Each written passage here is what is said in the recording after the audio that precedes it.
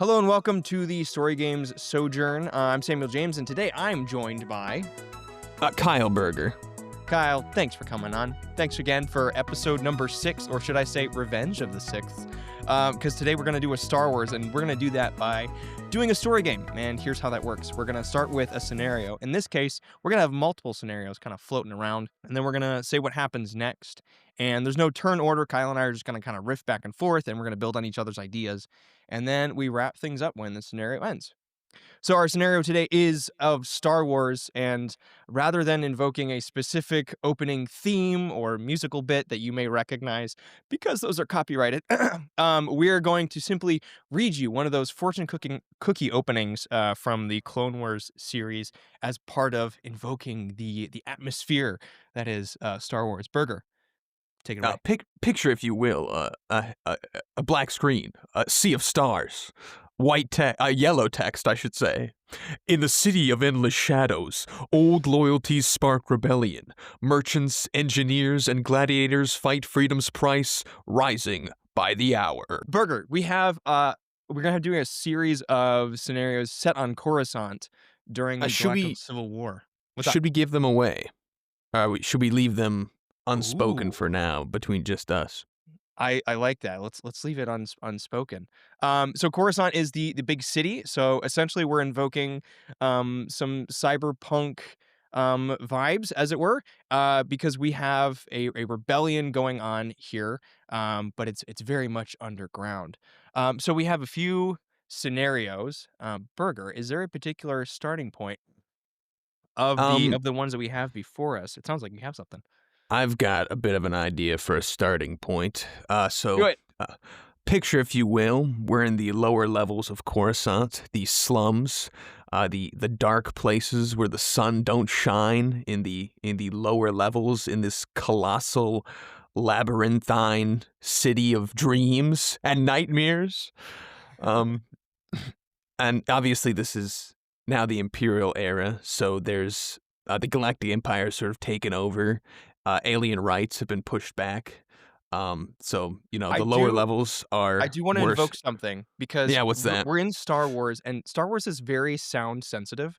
Mm. So just one of the cues that I always get whenever it's the Empire is you always hear the distant sound of a TIE fighter going, like, roaring in the background, flying around. I Mhm. feel like as we're descending towards the bottom of the city, we hear just a few of those flying overhead. Give us that kind of eerie, oh yeah, this is the Empire. And yeah, as we sink into the depths, we hear this, oh, yeah, we know who's in charge. We know where we are, even if we haven't, stated straight up or seen a stormtrooper yet, as opposed to a clone trooper, which sort of helps set the period. But in this case, yeah, the TIE fighter is the perfect sound for knowing exactly where you're at. And we descend into the murky depths of Coruscant to basically a seedy sports club. We've seen those before, but this is a whole new case. In this regard, it's not a sports club in the traditional sense where they're watching pod racing and whatever that weird robot football is. Right. But this time it's more of a pugilist club where we've got some people bare knuckle boxing in rings. It's a club. There's dancers. There's a lot of music. There's a lot of screaming, yelling, the breaking of bones, grapples, chokeholds. A lot of MMA going on here. Right. I imagine a lot of colors too. Maybe we have some aliens with their shirts off and they got emblazoned with paint, their favorite fighter. Mm.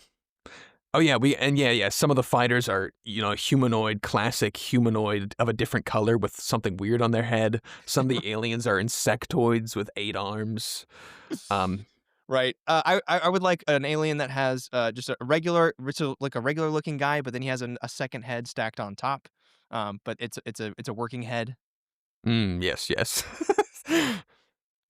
We see, the two-headed aliens, 6-armed aliens. But in any case, there's a lot of pugilism going around until finally we, as we're soaring through this murky den of gambling and duplicitous violence, we come to one ring where there are 2 opponents getting ready to square off. I feel like this is going to be our main sort of guy. And I'm not sure what alien we want to pick because we did say for this prompt that we wanted the fighter to be an alien of some sort. Yeah, well, part of the beauty of the purely visual design for a lot of these, until they get a Wikipedia entry, of course, Yeah. is that we can invoke any kind of animal or hybrid or cyborgy thing that we really want. I mean, it's Mhm. really just non-human. So if we said, you know what would be really interesting is to have a sloth humanoid character, or to Mm. have a Komodo dragon humanoid character, we could go in either of those kind of directions. See, you say sloth-esque, and I just picture Sid from Ice Age.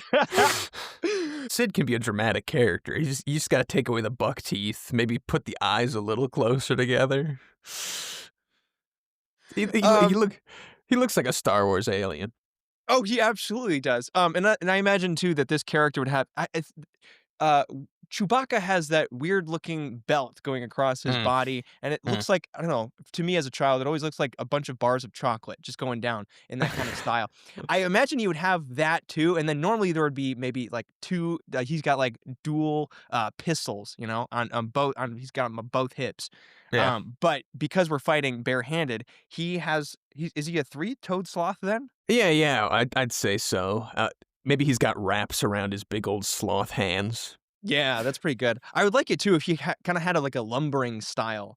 Mhm. Maybe he's not too quick with the jabs, but his arms are just like, especially his forearms, very large, and so he could use them kind of as giant clubs. I like And this. the yeah, Buck so teeth. So instead of buck teeth, are they like sharpened teeth, or are yeah, they and, just not he's buck got teeth? maybe he's got a big mouth of, like, needle teeth. Okay, yeah, let's do that. Big unibrow. But in any case, I'd say across from him, maybe he's boxing with a dung, which is the race that Saboba is, the guys who walk on their hands and, grasp with their Yes, feet. And so this is a dung boxer. So he's obviously boxing with his big feet. nice. Um, Yeah, yeah, yeah. but obviously much smaller than this sort of big sloth alien. And I'm thinking in his head while they're sort of squaring up, the sloth is uh, thinking back to a time just before the match when the owners of this club have basically instructed him to take the fall in this fight. We kind of have a, a Pulp Fiction scenario going on here. Yeah, yeah. He's saying, "Hey there." He's sitting there, like you're gonna let this guy win. We it's 100 to 1 in your favor, but you're gonna take the fall for this because we've had a bad season this year, and you owe us big. Yeah, yeah, yeah, yeah. Only on this podcast could we invoke Sid the Sloth as Bruce Willis in Pulp Fiction. Yeah. Quite the scene. Hey, do we have a name for this guy? I'm looking at our Uh, list of our names li- that have been procured. Churl looks pretty good. Churl. Okay, Churl is a promising name. All right, let's go with it. Chur Churl, and then he's just a sloth, a humanoid sloth. Churl Um, Churl Churl Rig. Churl Rig. Yeah. I mean, if we Doesn't. don't want to give him a last name, he doesn't have to have a last name. No, it doesn't really. But okay, let's do it.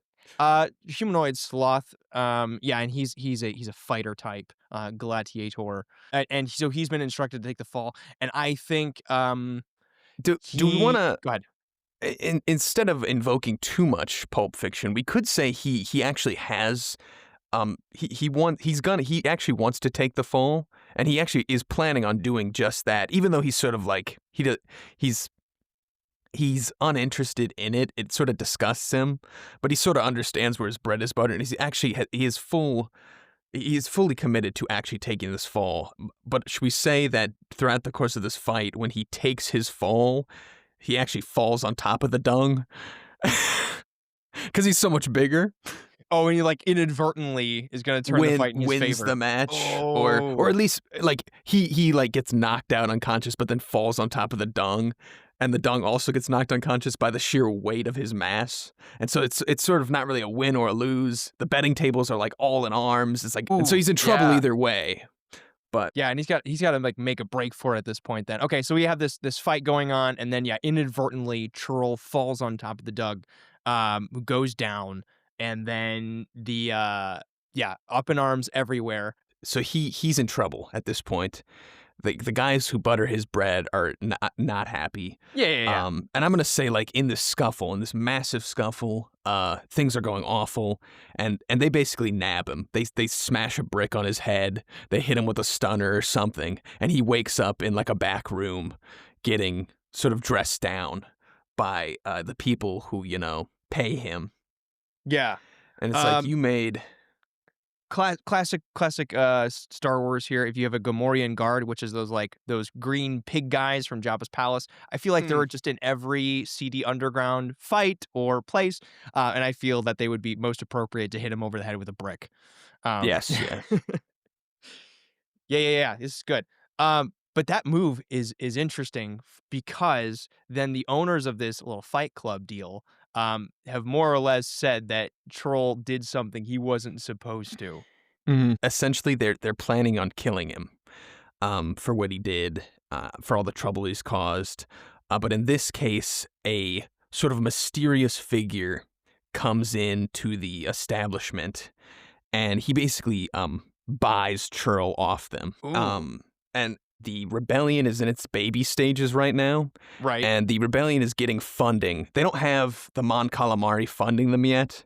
They're basically, I'm saying that the rebellion is getting its funding from duplicitous organizations at this point. Ooh. Yeah. Okay. So this is like super underground then. Yeah, this rebel is a contact to this club on a normal basis when he sees that there's a sloth man here who could maybe perhaps suit his needs. That's good. That's good. So yeah, there's kind of a I'll take this guy off your hands. Like he won't be a problem anymore. Kind of attitude that this guy's bringing to the table. Yeah, like maybe these two, maybe the club owner has already left Sid the Sloth, sorry, Churl, in the other room, and he goes back to his office to talk to his new guest. And that's when his new guest is like, who's that guy? It's like, oh, that's just some useless, I don't know, what's the name of this species? We don't know. The Sidonians. Sidonians? That's just some useless Sidonian slime causing me trouble. I'll throw him to the fishes. We'll throw him down an exhaust port later tonight. And then maybe our sort of mysterious guest says, seems like a waste, really. That's good. That's good. As we're I think then we could have them exiting this seedy underground place, Churl and this mysterious fighter, this rebel person, and then move on to a different thread at the same time. Here it is set inside Coruscant. Yeah. Okay, so yeah, where do you think number 2? Because where I'm sort of angling right now is this guy is going to obviously use Churl for our prison break. Should we jump to Engineer, who is inside said prison, who's like a contact that we'll later realize is connected to the rest? Yeah, let's do it. Let's go with okay, so we're going to cut to a different part of Coruscant that's more of the industrial side. Maybe some sort of factory yard in which they are building. Since we invoke the TIE fighter, let's say that they're on like the assembly line for the TIE fighter, right? And they are just now putting out the advanced TIE fighter, the ones with the triangles instead of the squares, you see. And we have a short, stout engineer type who is on the line and is kind of the stoic, who is looking at the schematics and is making these tiny alterations as things go across on this assembly line, and is more or less, I don't know. I feel like this is a character who may have given up on the idea of an outright rebellion, and so is just kind of putting a tack on the teacher's chair, so to speak. Yeah. And are we connecting him? How are we connecting him to the other plot, would you say? Because I was going to say, you said TIE Fighter Factory. I was going to say he was going to be a technician in the prison that we're sort of heading towards in the other one. Ooh, I like that. Or maybe this is how he gets into prison. You're right. You're right. Our engineer is working. I don't know why, but I thought of what's essentially a fantasy dwarf character who's got the who's got the beard and the goggles, and is working with a fused torch of some sort, and is actually operating on the advanced TIE fighter, but is again like looking down at the wires and going, this one should go right here instead. Yeah, yeah. Um, and is that when we have the step two of our scenario, or is there something else we shouldn't put here as well? I think we could probably invoke this whole first one in order to get them, like you said, if we need to tie him in. Uh, if he's sitting here sabotaging, uh, maybe he's been doing this for like weeks and weeks at this point, and no one's really caught him. But then suddenly there's a shriek as sort of sirens go off, and everyone says, Imperial inspection, and we see our, Imperial security forces sort of come into the factory floor. And yeah, an overseer sort of steps in. He starts talking about how every TIE fighter from this specific line for the past 3 Ooh. months has had its targeting computer skewed 5% to the left. And That's good. It's caused horrible disasters in recent battles with the rebellion, and it's unacceptable. And he says, a little oversight never hurt anyone, especially if this is just a harmless mistake. We just want to correct it as soon as possible. Yeah, that's good. That's good. Okay, so I'm going to say our dwarvish engineer, his name is Dirk, and he's the one that's been on the line, and he kind of overhears this and perks up and thinks, "Uh-oh, this is the end." But maybe he sort of he does not have the fear behind his eyes that the other people might, that other folks might in this situation. He's kind of just resolved to just go down with the ship, and so he's just like he's just gonna go ahead with this until he looks up and sees that the new overseer is someone that he recognized, an old friend by the name of Morrison, who is an imperial overseer. Mm, I like that. He sort of recognizes. Oh, I don't, see.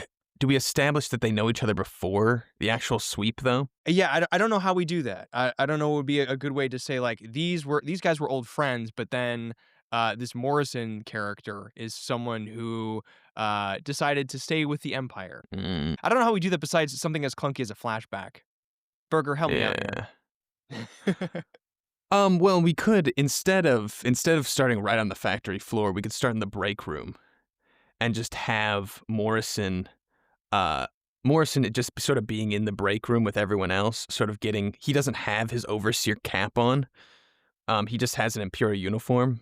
And so Ah. Dirk sort of talks to him. He says, "What are you doing here?" It's like, "Oh, I don't know." He doesn't like give him the truth. He just sort of says, "Oh, we're about to ship out, and I'm just sort of stopping by." Um, Very good. and Yeah, he so there's this setup then, like beforehand. yeah, they know each other. He says, "Yeah, how you doing, Morrison? It's been a while since I've seen you." And Morrison says, "Oh yeah, you should have come. You should have gone to the academy with me, Dirk. You would have made one great technician." Right. You had all your GPA was in the right spot. You did well on your standardized test. You should have come with me. I actually like it if Dirk is kind of the downer character and Morrison is a Mm. little more upbeat. Oh Because yeah, we yeah. don't see many like happy or That's true. That's true. I He can like to be do my job as an Imperial. yeah. Yeah, he could be an Imperial true believer. Like, he genuinely believes in the cause. He thinks Yeah. Palpatine is just a really great politician. And he thinks all the rumors about him being a secret Satanist are not true. Yeah, that's good. Yeah, I That's like it. just True believer type. But so this he's very kind of jubilant in his imperial work. So that's what makes the kind of switch then when Dirk is on the line and he's doing those, alterations and kind of like this. Yeah, I could have had a different life. Maybe he's kind of it's a wonderful lifing it up of like, man, oh, maybe my yeah, life would be different. because maybe Morrison does come to the factory pretending that he's just there to see Dirk, because they are old Ooh. friends. Yeah. And then that's when they're on the floor, and he's just like, it was nice to see Morrison again. But that's when Morrison steps out with his actual overseer cap on. Yes. And he says, "Gotcha!" Yep, yep. Surprise inspection. I didn't want to let you. Nobody gets off for cheap here. So I'm gonna have to inspect you too. And he's got this like smile plastered on his face that this is like something he's actually looked forward to doing. Should we then reveal Dirk's underhanded sabotage here? Oh, definitely. At this point, we got to sort of get things rolling. Yeah. Okay. He So sort of he immediately realizes it. Um, yeah, I think if Morrison just like looks at the schematics, looks at his handiwork, and is very quick. Like this is a smart guy. And yeah, I don't want to underplay like, oh, all the umpires are idiots. No, this Imperial guy is sharp to it, and he looks at him and goes, "Oh, that's very interesting, Dirk. That's not a mistake I would have known you to make." And so yeah, I think Dirk realizes really quickly that this is going south. And again, he's just going to kind of accept it. yeah. And no, yeah. Morrison even knows. Maybe Morrison has recognized Dirk's handiwork from like a month ago when they were first. Maybe that's what got him the promotion. But anyway, in any case, you're right. He's sharp. He sees it. Um, Dirk gets caught out and arrested right then and there by Imperial stormtroopers. Maybe we have a bit of action. This is Star Wars after all. We maybe have a bit of a throwdown. Yeah, But then ultimately, let's drill down on that because I like that because we have kind of a factory floor scenario or setup mhm. here. I always love when you have your conveyor belts with the machines that are punching down on metal bits and making things move. So I think Dirk could show us that for a short statured dwarvish engineer type, he is one that could actually anticipate the movement of the factory pieces and so works his way into this clockwork and tries to instantly lose Morrison as quick as he can. Yeah, yeah. I think we get our first stormtroopers here too. I think Oh, of course, Morrison will be definitely, like, "Yep, definitely. after him," and they just start going, and Dirk loses no time doing something. Is there any sort of specific actions we want here for Dirk to do? Um, Obviously, I feel like Dirk just sort of wants to. I think Dirk almost sort of wants to die. He really wants to go out. Because like What you would be said, the he's sort biggest way of. for him to go out here? Because Well, I would love for him to get close to it and not be able to, yeah, but him to totally have his finger on the trigger would be awesome. yeah. I feel like he's not actually gonna die. He's gonna get peppered with stun blasts, the blue circles and Right, right, whatnot. right. Um, but yeah, no, he can just sort of go off. Just take out a bunch of stormtroopers, just make an absolute mess. Like I'm saying, like, because he obviously his small sabotage is no longer gonna be affordable, so he wants to like basically break some of the big hardware in this assembly line. Yeah. Yeah, let's do it. He wants to try to put this specific factory out of commission for months. That's good. I would love if he had some sort of sonic screwdriver, wrench, like laser wrench thing that Mm, looks something like a lightsaber, right? That yeah. he pulls out and he uses as like a very short ranged weapon to take out a stormtrooper or two before climb. I think maybe he like climbs up on the rigging of Yeah, one of these TIE fighters and is ready to essentially drop it and just yeah. have it explode. Yeah, no, I like that. Like, yeah, it's hanging from his belt. Very, very Luke-esque. But at the same time, he's a stubby little dwarf. Right. And maybe the music swells and he, like, takes off his belt. But then, yeah, it is sort of just it's basically just a blowtorch. Yes. Yeah, But, so maybe so he, but like, the takes imagery's all there. imagery's all there. Right, right, right. He could be someday a Jedi, maybe, not really. And then I imagine so we have our TIE fighters that are moving, like a finished TIE fighter that's held Hmm. aloft by 2 chains, and I think he is able to, somehow use the rigging to climb up there, and he removes one of the chains, and so now we have a TIE fighter hanging just by a single thread, and he goes over there in order to get rid of it, to drop this thing on and just end everything. And I think that's when a stun gets shot. I think by Morrison would be Yeah, very by fun. Morrison himself, he takes his sidearm out of Yeah, its takes leather it out, boom. holster. Right. The only because maybe even Morrison just standing here with his arms crossed and just kind of waiting for this, and then sees the opportunity, takes the gun, one shot, boom, Dirk is out, and he's falling. I mean, he's gonna hit the ground hard. I like it. I like it. And I think yeah, we go to black right then because that's Yeah, when Dirk hits the ground. he smacks his head. And in that case, I say we cut basically to a ready room, I suppose. Um, we've got our mysterious rebel figure from before, and we have Churl, who basically gets brought in. Churl's a little beat up, but he's been given back to by this new individual. Um, and he's sort of been set down, and he says, "Hey there." And gosh, what's a good way to basically this is a ready room, this is a briefing, and this is where our sort of mysterious rebel person, who maybe even at this point we don't even know is a rebel person, he's just sort of a weirdo who just bought a sloth man from some Right. seedy person. So honestly, we don't know what this guy's about. But in any case, I mean, this is where he can basically just introduce himself with his name, I guess. Or I guess no, he wouldn't want to give his name.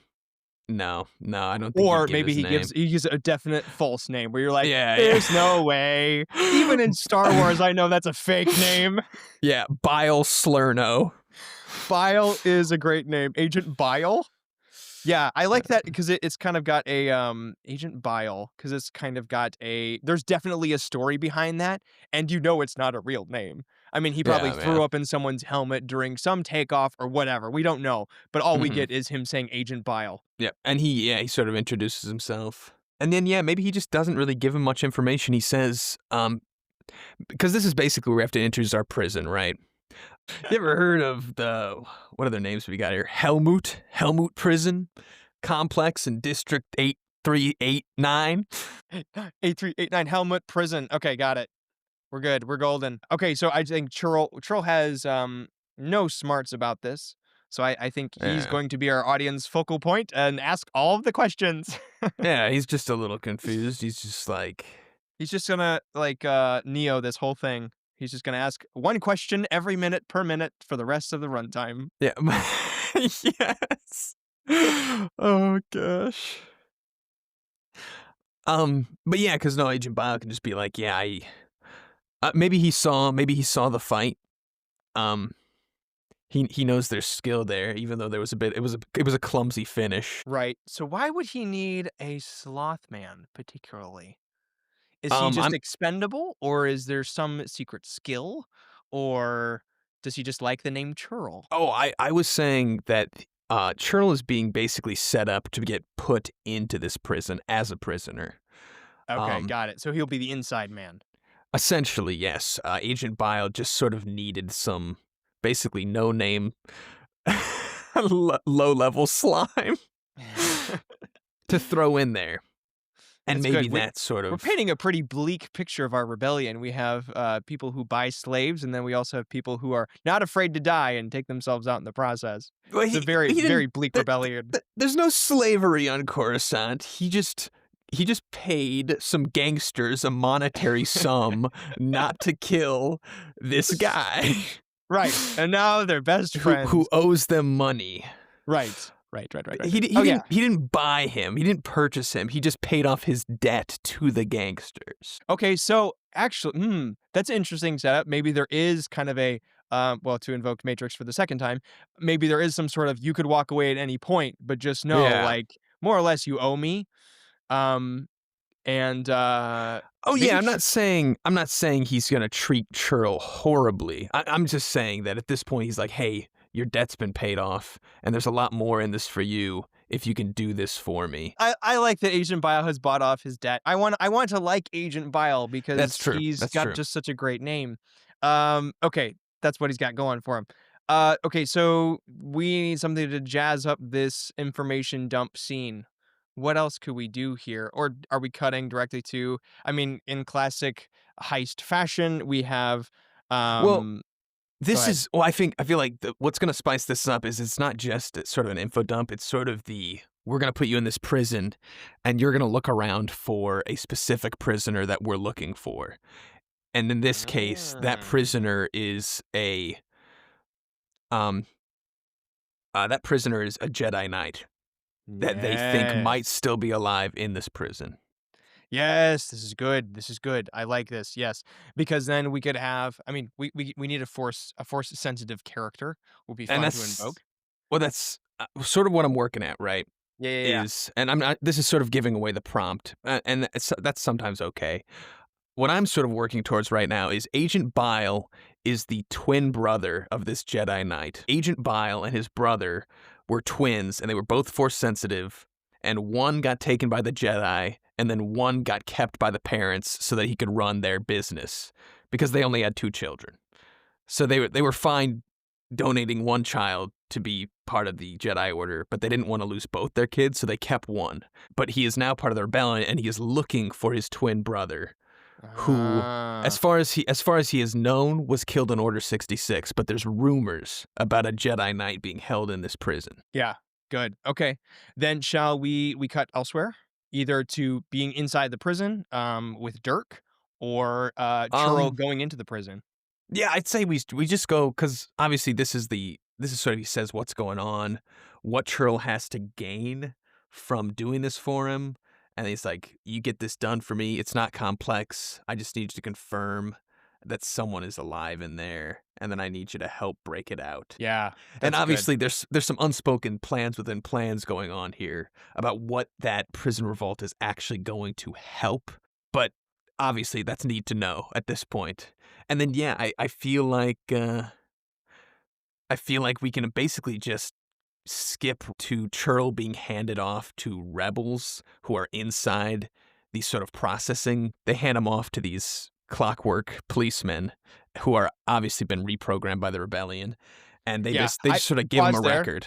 I Yeah. really like that shot of like some sort of dark bridge, and we have rain going, and it's Coruscant in its cyberpunk lighting, and then we have Churl, the sloth humanoid, walking across the bridge to be taken by he's flanked by three robots on each side as they walk into the prison. That is Helmut.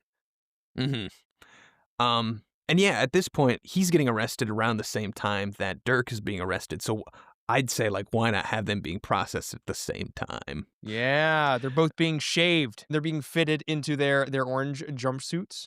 Anything special with this prison that we could do that would make it um I like the idea of it being a cylinder prison where we have just this huge gaping hole through the center that leads into like the bottom of the planet, and then it's just wall to wall prisoners all the way around, just kind of spiraling until you get to the very very very bottom of the planet core. That is a massive prison. And I like it because it gives us a huge Chekhov's gun that is a huge pit, which Yeah, essentially spells death for anybody who would fall there. it's true. It's true. Um, so yeah, I like the idea of a pit. Um, Obviously, the levels don't go all the way to the planet core, though, right? Because that's No, no, no, so no, no, massive. no, and maybe not. They're not all filled, but it's the idea that Yeah, it's bottomless. yeah, and like we get our booking done, and we get them in, and at this point, I guess Dirk and Churl need to they need to become Roommates. friends. Yeah, roommates. Um, do we want Churl to like rescue Dirk from a bit of trouble? Because um. we do need to establish that Churl is our guy. We sort of got to re-add a bit of credibility to our boy here. Okay, So maybe, but are we in like a prison mess hall kind of thing? oh, I would say this is just sort of the yard. Basically, this is where everyone's just sort of exercising. Yeah, I like it being a very precarious exercise place, Yeah, yeah. because maybe it's like on a sky bridge that's over top this giant hole in the middle of the prison that we've established. hmm Something that spells danger if anyone got a little too rowdy. And yeah, yeah, maybe we have like some old prisoner sort of like walking Dirk and Churl through. Maybe maybe the roommates are an older guy, Churl and Churl and Dirk don't really know what's up, and the older guy sort of gives them a breakdown of what's going on, who's who in what's what, and that's when he can sort of drop the idea that this guy's an Imperial pilot. Yeah, yeah, yeah, yeah, and then I think the guy just kinda walks up, he's like, "Oh, you're that engineer," and just gives him a nice old punch right on the jaw. Yeah. Yeah, he's and then we establish that Churl saves Dirk from this sort of crazy guy because he's an Imperial pilot, so he's a human. So there's really no way he can go bare knuckle for knuckle against our massive sloth man. Right, right. So like one quick hit across for Dirk, he goes down. Maybe he slides a little bit close to the edge where maybe he could have Oh, fallen, right? And then oh, Churl has this kind of like, no, you didn't really want to do that. His arms go slack to his side and he kind of does this lumbering move. And the guy's like, what is this? Not realizing he's up against one of the best pugilists in all of Coruscant. that's He then true. kind of swings, and then all of a sudden, when with a flash, we have one of those massive forearms go smack just up his chin, and then he is actually off the ground, maybe like a foot and a half before crashing into the ground. And yeah, maybe Churls grabs him by the neck and just holds him over the pit, and Ooh, I like that. the sort of like prison guards aren't sure what to do about it really. Like Churl's just sort of standing there holding him over the massive pit, just sort of having a calm conversation with him. And the guards don't really know what to do because they don't want to zap him because then he might drop the prisoner down the hole. Right, right. Man, this prison is not very well thought through if they want to keep their prisoners, but maybe that's part of the point is that they really don't care who lives or dies in this prison. That is true. That is true. At this point, they haven't actually found a use for them yet, like they have in Andor. Yeah, that's good. Okay, so I should we cut away now and go over to Agent Bile and maybe get some of his background, like what he's doing in the interim? Yeah, yeah, maybe because at this point, maybe we can get some. Like I said, all the stuff I was sort of talking about him being a twin brother to this Jedi Knight is maybe something we can introduce now with a flashback. Yeah, Um, that works. So maybe Agent Bile is watching, or is meditating, being force sensitive, or something to that effect. yeah. Uh, Well, see, well, yeah, I'd say like he's basically monitoring the situation, but yeah, he's sort of sitting there watching, sort of just looking at prisoners. Then he has sort of a flashback. We see him and his brother. Uh, Obviously, the Jedi take his brother at an extremely young age. But he lives on Coruscant, so his brother, like even as his brother trains to become a Jedi, his brother still visits the family all the time. right, because Um, there's a proximity there where they could yeah, still see each other every once in a while, and and maybe this and flashback is over the course of a series of years, right? yeah, and like maybe because obviously the Jedi don't want you to have attachments, and so maybe he's not allowed to go see his brother, but he still does. Like maybe that's the thing. It's like the Jedi take his brother and he thinks I'm never going to see my brother again, but his brother sneaks out of the Jedi temple all the time to go see him. And it's like it's sort of bad.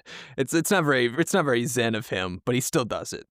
Yeah, Until yeah, that's good. until finally finally the one day comes, Coruscant 9/11 when the Jedi temple's burning. Maybe the brother then runs out to see, or Agent Bile, I should say, goes out to see what's all happening, and then it's up in flames, and then he has no Yeah. idea where his brother is. Well, he knows that he's in the prison. Well, I don't think he knows that he's in the prison. I think the rumors are literally just that there's a Jedi Knight in the prison. And I Ah, think Agent Bile is hoping against hope that that Jedi Knight is his brother. this is good. This is good. Is there anything else we learn about Agent Bile, or perhaps the situation that we get? Not from this flashback, but from the actions Agent Bile is doing in parallel with Churl and Dirk. Maybe Agent Bile has been acting like he's connected to the wider rebellion, but Yes, like maybe that's all a bluff. Maybe he's maybe just acting solo. Agent You're Bile saying? is literally acting by himself. Oh, dang. And Yeah. obviously he's still a rebel contact, but maybe that is the reason why he had to go and he had to enlist Churl because maybe he talked to Rebel High Command. And Rebel High Command is just like, there's no way there's actually a Jedi in that prison. It's just a giant trick. They're Mm, just trying to trick Jedi into trying to rescue a friend and then kill them all. We're not committing assets to this operation, Bile. You're getting blinded by emotion. It's like we can't do yeah. this. And so maybe this is where it's revealed that no, Bile doesn't actually have any actual rebel resources being committed to this. He's got a sloth man and a dream. Yeah, so we get a kind of a very desperate character in Agent Bile who Yeah. is who's yeah, like you said, hope against hope. Maybe Churl's job is not to actually confirm the target. Like, maybe it is just to start the prison riot. So that way we sort of leave it up in the air whether or not they are in here or not Ooh. until we get Bile bursting in. I think what's good too is that that Churl can really easily get Dirk in on this action because Dirk's got nothing left. It's true. I kind of like that character, but if we could all, if at some point Dirk could get even Yeah, with with Morrison. Morrison, then I Yeah. think he's even more on board. So I don't know when he comes back to the action, but I think that'll be a good moment. I feel like any time during the riot, Morrison can be the overseer of the response force that gets sent. Yes, So I feel like that's a good it can be introduced at any time, really. I guess. absolutely. So Uh, we sort of know the direction we're heading, but in the moment right now, I'm sort of at a loss for what we want them to be doing to be setting up this riot. hmm. Because I mean, 'Cause they basically just need to start a ruckus. Yeah, exactly, exactly. But what actions are they Yeah. taking? Um, How do we get to the revolt itself? Go ahead. I would say at this point, Dirk is talking to Churl about basically if we're gonna get to this revolt, if we're gonna get this riot going, we need to lose power in certain sections of the prison. Ah, Dirk can help with that, can't he? Yeah, I'm like saying basically the way I'm picturing it is we have a bunch of prison bars that are electrocuted. And these prison bars are made of durosteel, but if you were a 300-pound sloth pugilist, you could probably bend a lot of bars.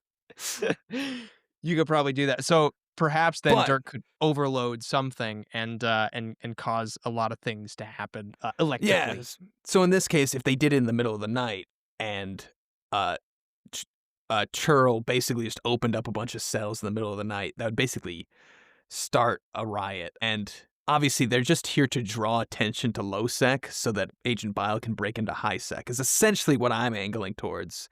And they can do that. So in that case, they need Dirk's mechanical expertise. He's like, how are we going to do this?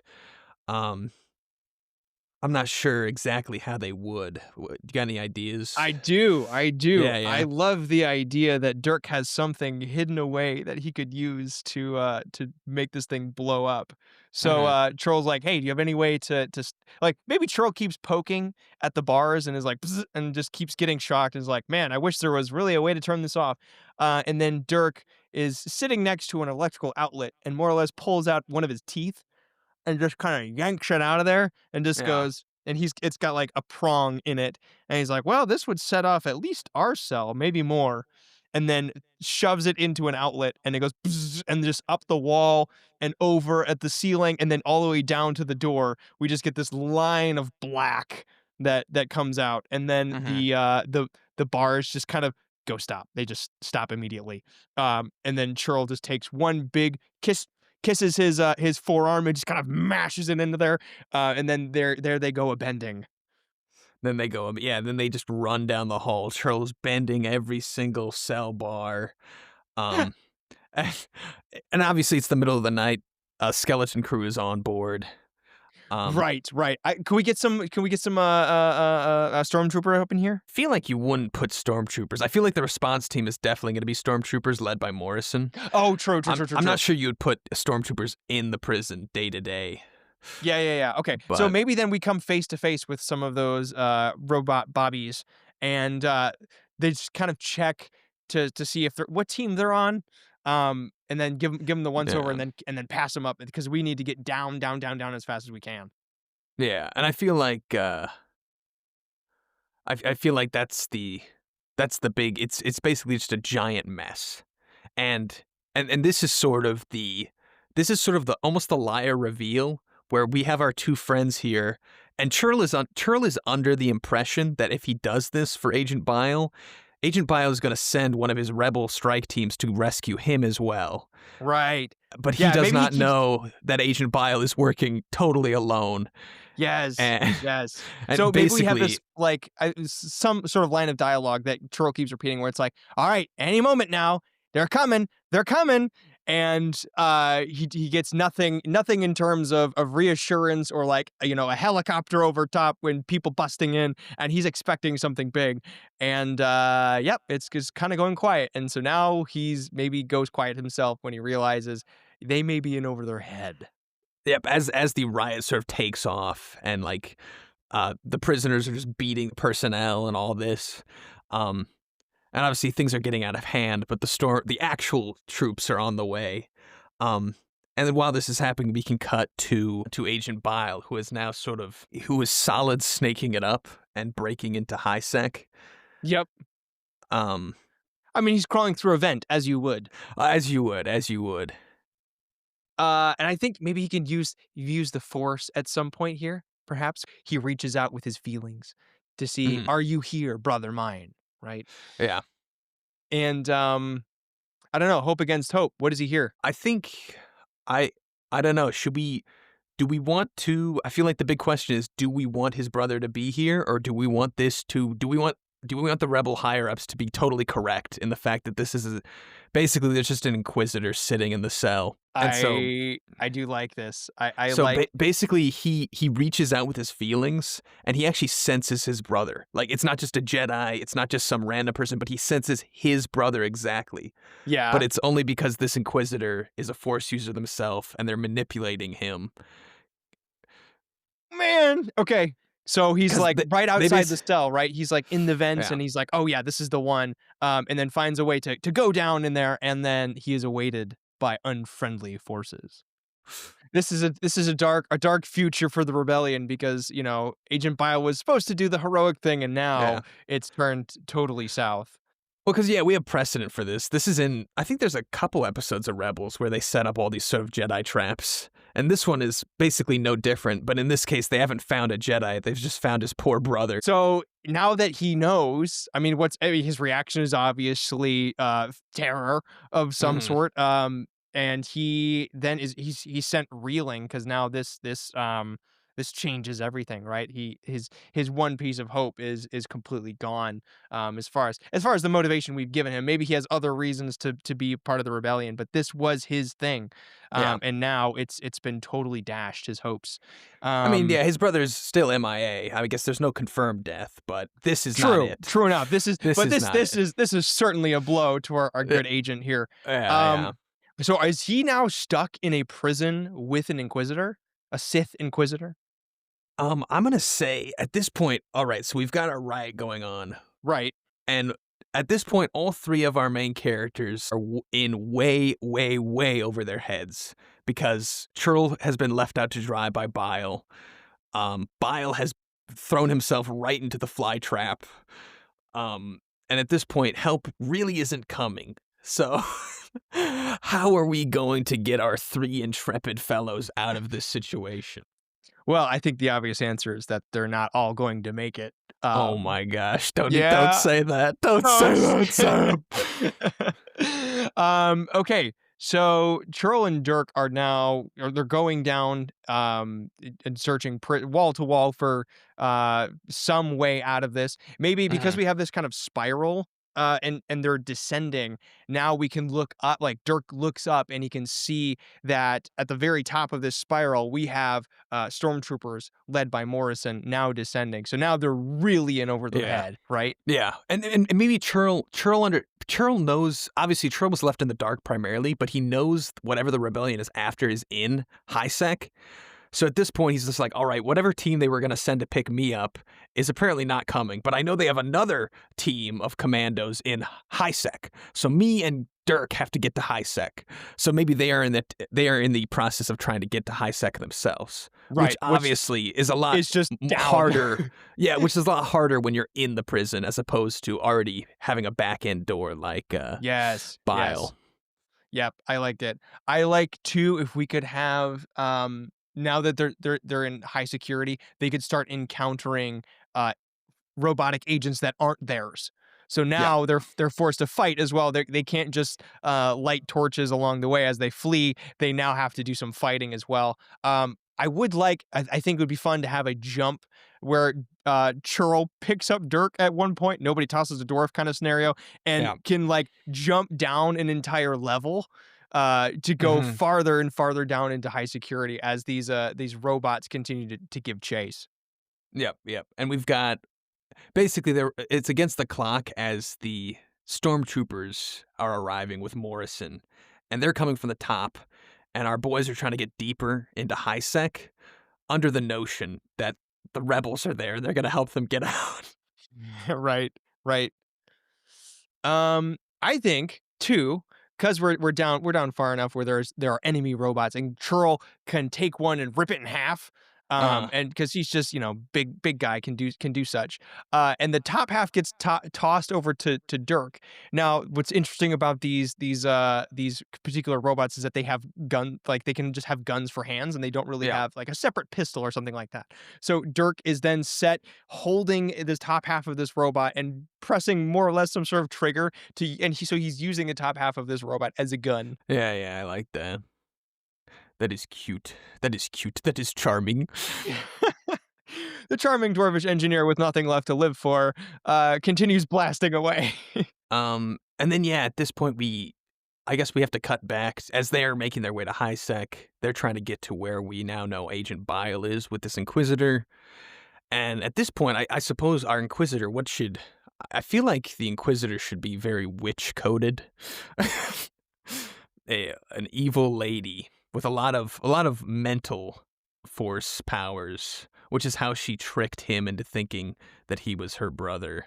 He basically Mm. she basically, sniffed his own intuitions. Like she obviously didn't know who he is exactly, and she wasn't reading his memories, but she like knows the smell. The smell and what he was after. She basically read his intuition. She read what his intentions were just through the Right. force. She's She a knew, false. and Looking at our list of names, I do enjoy the name Serpina. that is a good one. Serpina, Agent Serpina. Or I guess she can't Yeah. be an agent too. Inquisitor, Inquisitess. Inquisitor. So we can then get a flashback to all of the catastrophe that is the 9/11 of Agent of Order 66, and we have a lightsaber that was in fact his brother's, and that is Mm. how he knew that he was missing. And then Agent Bile can lift said lightsaber in the room with Inquisitor Serpina, and he is shaking like a leaf.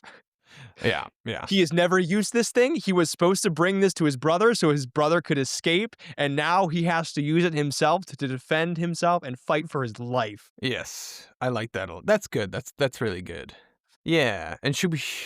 Yeah, he has a lightsaber. Obviously, he's not really trained in any sort of lightsaber forms, but he's got it. Yeah, that works. Hey, so this room that we're in, that Agent Biles broken into, um, I think this would be interesting to have it some sort of like torture chamber where it's like a larger room. This isn't like a particular small prison cell.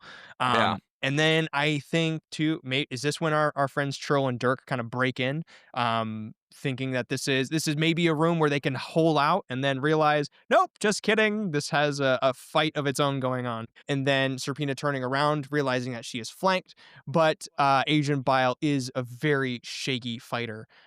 So then, Um, go ahead. Dirk is basically riding on Churl's shoulders and like he's basically been MacGyvering a bunch of pieces and parts out of these security droids. Yes. As they are running and gunning and flying and punching and kicking and screaming, he's been sort of like sitting on his back, MacGyvering with parts from this droid, and he basically makes I don't like a power core bomb. And that is essentially what saves Agent Bile. Agent Bile is totally outmatched by this Inquisitoress.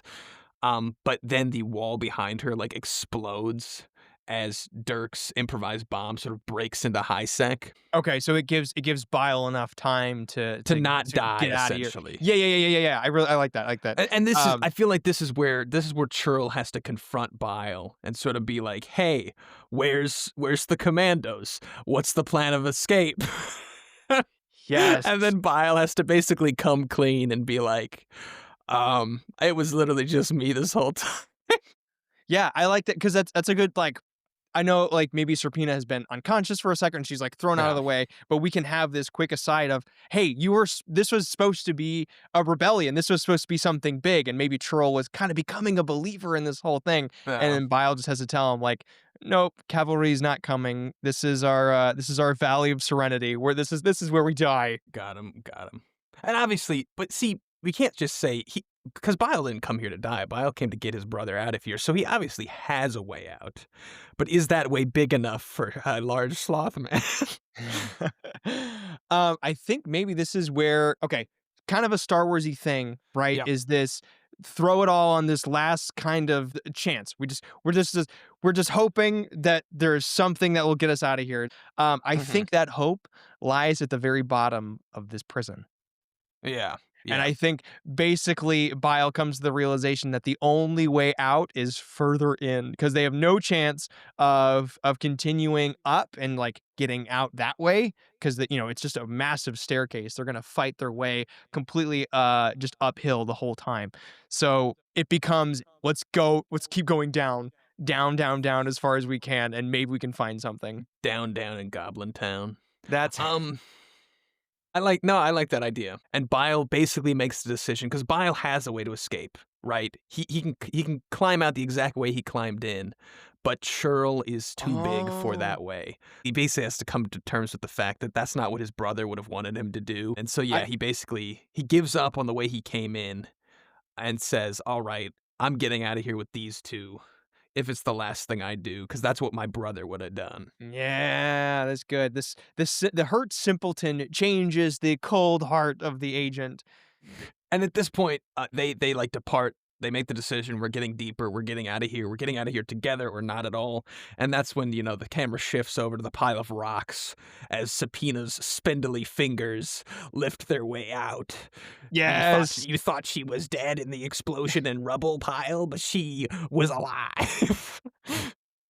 The only confirmed kill is one you carry out yourself. Of course, Explosives can't be trusted, especially no. not in Star Wars Oh, or Dragon Ball. or I don't Dragon know. Ball. Even in the Disney Star Wars, you can't even trust lightsaber stabs these days. That's true. You can survive anything. All right. Let's descend further into the pit. Is there any obstacles we should encounter, or should we find some sort of salvation down here?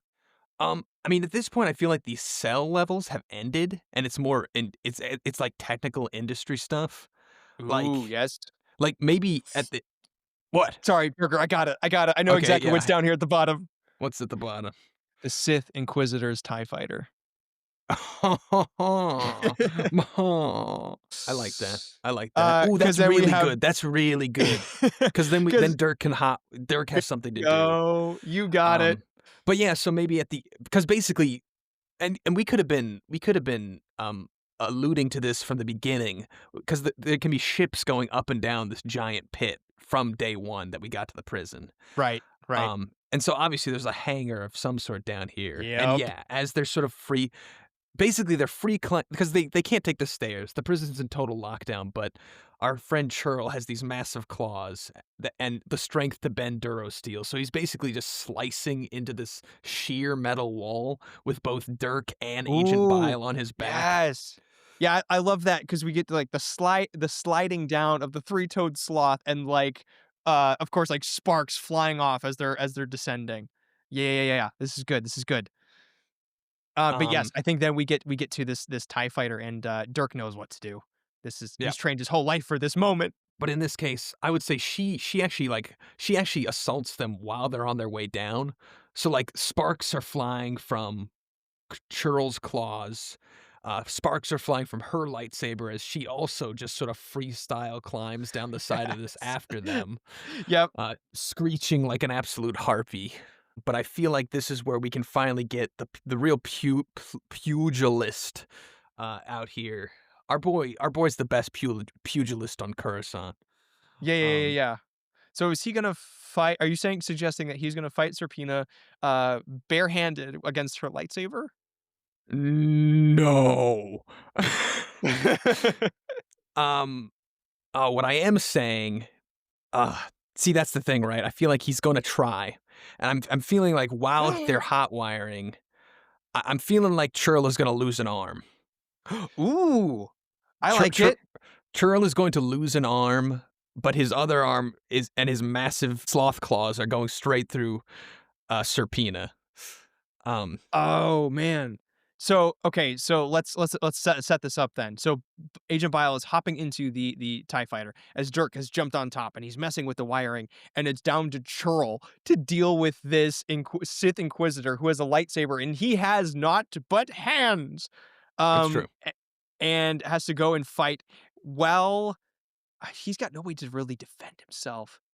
I mean, at Man. this point Okay, hold on. I literally like okay, so we have yeah, maybe pieces you said it was like some sort of not factory piece, but like industrial. So we could have scraps and like crates lying around. So maybe he is just flinging whatever he can and just throwing it at Serpina. yeah. And I mean, I guess Agent Bile could hand Churl the lightsaber that he has, But why would um, he do such a thing? That's his brother's, unless cause he needs it. that's good. Um, but in this case, the obviously he wouldn't use it like a lightsaber because he's not trained in a lightsaber combat either. But if he sort of holds it down and like has the blade basically riding his forearm, and he can sort of use it as a forearm block that can catch another lightsaber, Yes, yeah. So he's gonna kind of have to improvise his way through this one. essentially. But yeah, what I'm saying is that yeah, Serpina is an absolute threat, but in this case, it gets overcome at great cost. Churl loses an arm, Okay, yeah, I like and that, and I think that's when they take off is, like, right then, and so yeah, Troll has to use his other hand to basically reach up and grab the arm of the TIE fighter as it's taking off. yeah. I like that because Churl holding himself aloft with one arm is it looks pretty Very cool. sloth pilled. Very slow. They hang there. They hang there. And then let's see, Serpina. They take off so darn fast that the Inquisitor's not able to like jump on there. She's out. Okay, so the now we get this wonderful shot of the Tie Fighter, the advanced Tie Fighter, the one with the triangles, Mhm. ascending as high as it can, and then is angling up and is just like going straight past these prison cell doors, which are now just becoming streaks of light as they continue Yeah. to ascend as fast as they can. Um, Morrison is still here. Yes. I'm not sure if This you have an this really idea. no, I was gonna say this really Uh, determines the tone of our end here because yeah. this could go a few ways. What do you think? What I'm angling towards is that Morrison has closed the door at the very top of the hole. This is when Dirk basically says, uh, he basically says, "You guys just stay out here. I'll get the door open." Ooh. Yes, I like the standoff here. I think this is totally a Tartakovsky piece here because Yeah. we have them standing and we have maybe the dust settles behind them in the background at the whistle of a Wild West kind of standoff.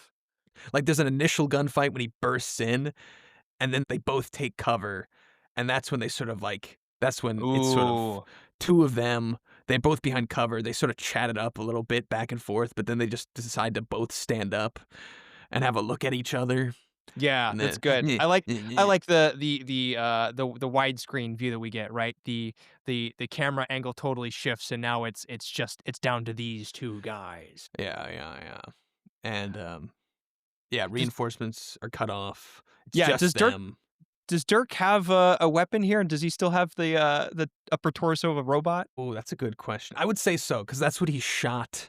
That's That's what he what he uses to shot fight with. the Okay. yes.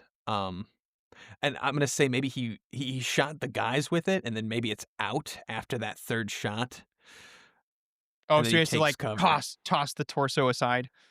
Or maybe he doesn't toss this torso aside. He knows that he's out of shots, but Morrison doesn't, Ah. which is why Morrison's still sort of in cover. Right, right. So then I think we're having Dirk do a bluff of all bluffs, which is he stands up, continuing to point the robot torso, knowing full well he has nothing left, and he's Yeah. approaching the control panel. And Morrison is, I mean, he's one of those cool, calm, and collected guys, but now he's maybe losing his edge a little bit in this moment. Mhm. He may start to shake a little bit here. because Dirk has the confidence of a man who is not afraid to die.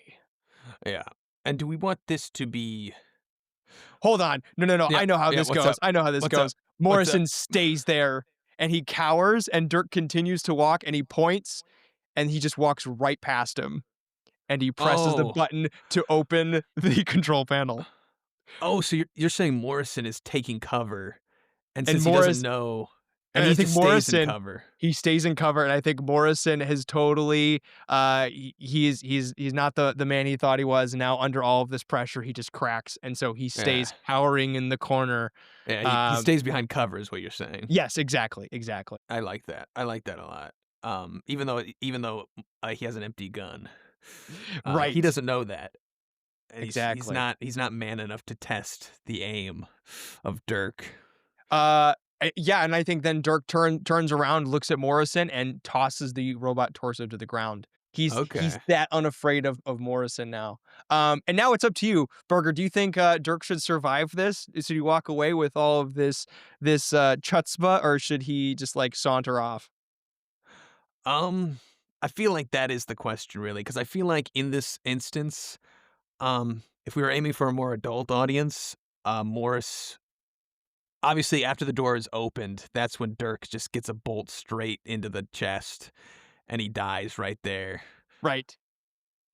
And then basically the way I would sort of angle it is that he gets shot. He opens the door, gets shot, but then like as Morrison runs up to like throw his corpse off the console and close the door again, he like stays planted on the console and like won't let him access the button again. He puts his big dwarf hand over the top of the switch, and Ooh, and Morrison can't get in anymore. I like it. I like it. So he's Dirk is continuing to hold open the door with his dying will. Yes, yes. Yep, and I think Um, then we have Agent Bio and Churl escape here. I think Dirk is no yeah. more then. Yeah, Oh, if we were aiming for a younger audience, I feel like then Dirk would just walk out with his friends. But if we're angling for an older one, then we kind of have Dirk sacrifice himself here to help his friends escape. I kind of like Dirk. Can we save him? Yeah, I love Dirk. I'm a Dirk super fan. Dirk super fan right here. Yeah, let's have Dirk live. Let's let Dirk live. Yeah, He's gonna just walk off. Morrison at this continues point, to cower. and that's not a bad either because at this point everyone expects you to kill him. And he could take some shots. Like, we got Churl missing an arm. Dirk can take some laser shots Ooh, to I his. like that. Okay, hold on. So like Dirk's walking out, right? Sauntering off, and maybe as like a last go, Yeah, Morrison just like, shaking, holds his blaster, takes a shot and it goes wide over his head. And he yeah, takes another shot and it goes right past his leg. And he takes one last shot and it hits Dirk like right in the shoulder and he turns back and just gives him this look. And then Morrison drops the gun. yeah. Oh, I like that. Dirk That's Dirk good. jumps onto the TIE fighter and then our heroes then escape. I like that. I like that. Our heroes, all three of them make it. No one dies, but everyone's roughed up to a Everyone's tremendous roughed up. degree. Right. Agent Biles he's gonna need some help. He's gonna need some counseling. And then we're gonna need some more Bacta and and a fresh arm, perhaps. Perhaps we get robot arms, as is very common in Star Wars. And sadly, it is kind of sad because ultimately this was all for nothing.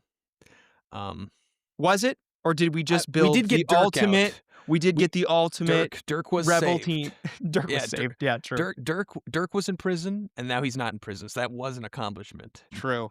It's true. No, Okay. yeah, saving Dirk is definitely right in that case. Because if he had died, then it really would be for nothing. Because then two guys who weren't in prison went into prison just to come out of prison with nothing. So I think Dirk surviving is essential to the script on this Yeah. first run. That's how we get like the payoff here. Yeah, something was accomplished. This very talented technician can now be used for the rebellion. So it's not totally for naught. Yes, and then Not we a get total we bungle. get the Star Wars, we get the credit stinger or the musical stinger, and then the credits Yeah. roll briefly. We get like a little small time skip of like a few days cut. Our boys, robot arm on the sloth man.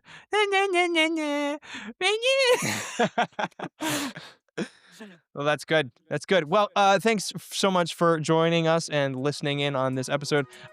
Read more here at the storygamessojourn.substack.com and check the links below for any other ways to support the podcast. Burger, any last words for our listeners here? No. You heard the man. Get out of here. We'll see you next time.